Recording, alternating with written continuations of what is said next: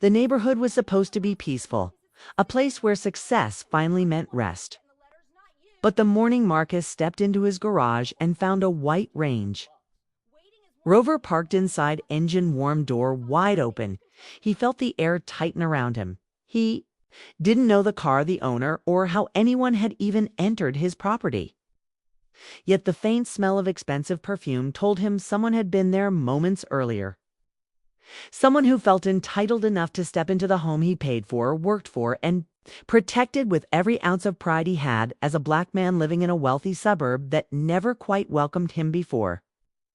He could process the shock. The HOA group chat lit up with messages, accusations, insinuations, and exaggerated claims about suspicious activity on his property. Screenshots of his home circulated as if it were community property. And at the center of it all was one name repeated like a warning. Karen Lockwood, the HOA president, a woman known for creating problems where none existed, a woman who had made subtle comments about people moving into the neighborhood, a woman who now claimed she had the authority to use his garage for community safety. But what she didn't know was that Marcus had already secured the door behind her Range Rover, and he had a plane to catch, one that would take him far away before the neighborhood realized what he had done. Watch until the end. Wait a second. Let us know where you're watching from in the comments, and make sure to subscribe for more powerful and inspiring stories just like this one. Marcus had worked for years to earn the comfortable life he now lived. As an engineer and tech consultant, he had built a reputation for solving impossible problems, leading high-pressure projects, and navigating challenging environments with calm precision. His new suburban home represented the reward for years of sacrifice. Long nights missed, vacations, and a relentless commitment to giving his daughter Ava a safe place to grow. Up the neighborhood, Oak Ridge Estates looked like something pulled from a real estate brochure. Manicured lawns, pristine fences, and an HOA that prided itself on order. But beneath the surface was an uncomfortable reality Marcus sensed immediately.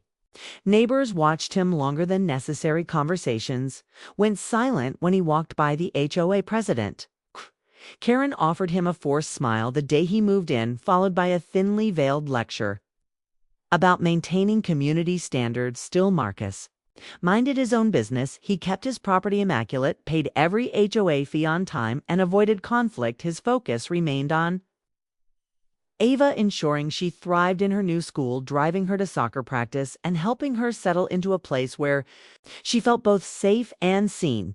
He thought time would ease the tension, that kindness would outlast suspicion, but the unease never entirely left. And on the morning he discovered that Range Rover in his garage, unauthorized, intrusive, and boldly violating his space, Marcus realized the neighborhood's quiet hostility was no longer subtle. Something was building, and he had just stepped into the center of it. The moment Marcus saw the Range Rover, his instincts sharpened. Years of problem solving had trained him to observe details before reacting. The vehicle was parked with careless confidence, diagonally blocking his workbench and positioned as if the garage belonged to someone else entirely. The security keypad beside the garage door showed recent activity. Someone had entered his code. Someone had violated his home. He checked his exterior cameras.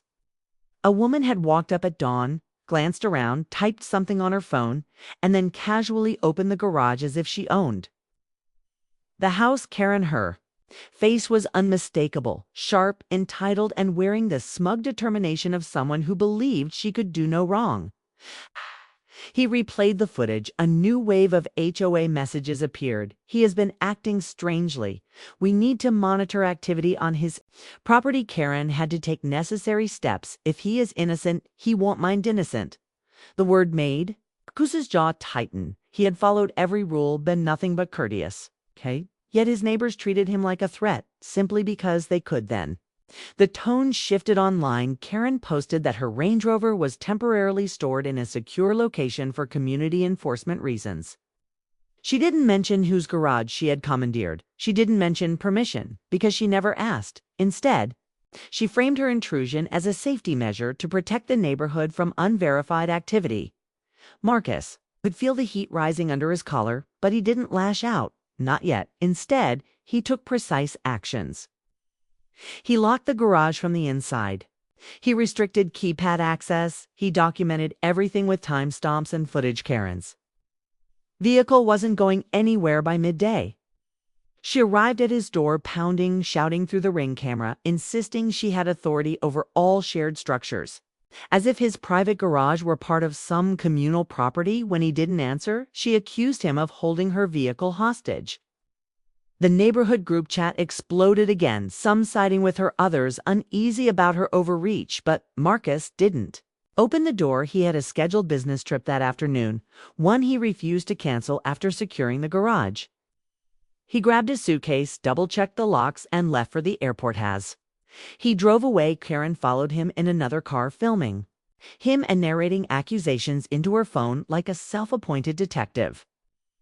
But the moment he turned into the airport parking structure, she had to stop by. The time she returned home, his house was empty, locked, and holding her Range Rover captive. Karen's meltdown began rapidly and publicly when Marcus boarded his flight. Her Range Rover remained sealed inside his garage, triggering a cascade of chaos she never expected. She called the HOA board into an emergency session, framing herself as a victim of property theft. She contacted the police, claiming her vehicle had been unlawfully impounded. Officers arrived, but upon running the license plate, they realized the car was registered to her, not Marcus, and were immediately suspicious of her explanation. Her claims shifted. First, she insisted that Marcus had given permission. When that failed, she argued that HOA rules allowed her access. When that failed too, she declared she had stored her car there for the community's protection. Each story contradicted the last, and the officers quickly realized something more profound was unfolding. Meanwhile, the HOA board demanded that Marcus return immediately. They insisted he was obstructing community operations. They sent threats disguised as formal notices. They accused him of violating parking regulations, noise regulations, and even yard maintenance regulations, none of which were true, but Marcus remained unreachable mid-flight.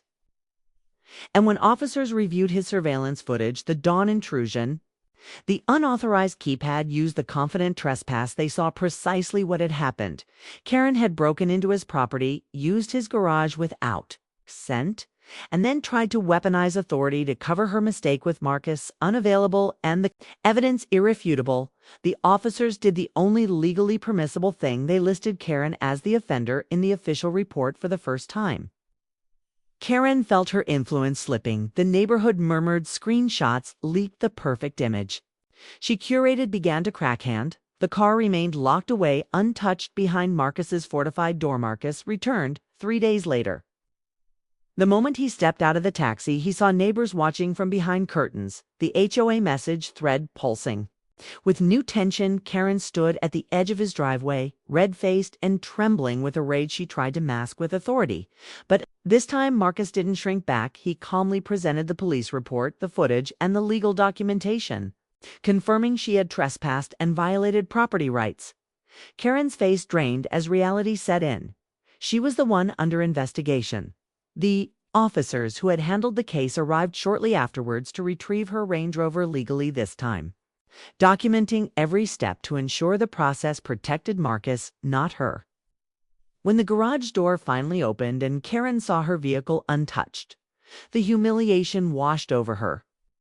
The neighborhood watched silently. The HOA board attempted to defend her, but the evidence forced them into an uncomfortable truth. They had enabled her behavior for years. By the end of the week, Karen was removed as HOA president, fined, and given a formal warning by local authorities. Her influence evaporated overnight. Marcus, meanwhile, didn't celebrate. He resumed life, quiet, steady, dignified. But the neighborhood saw him differently now. Not as an outsider, not as a threat, but as someone who refused to be intimidated. His story spread beyond Oak Ridge Estates, sparking conversations about entitlement, racial bias, and the subtle ways power is misused against people who want to live peacefully. And the question lingered, how many more neighborhoods will learn the hard way before real change begins? Me, where you're watching. From which country and which city, take care.